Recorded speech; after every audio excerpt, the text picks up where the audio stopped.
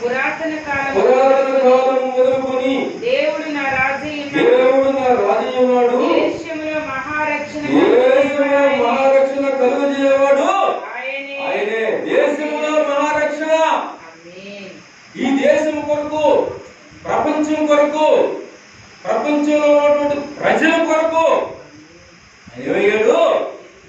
మానవతారిగా జన్మించాడు. ఆయన ఏం చేశాడు? మన పాపాన్ని ఆయన మీద వేసుకున్నాడు.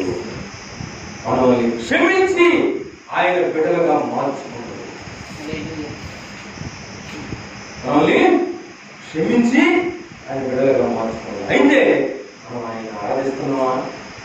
ఆయన కనపరుస్తున్నావా? ఆయన స్తుతిస్తున్నావా? నా ప్రాణమా తినుము, తాగుము, సుఖించు.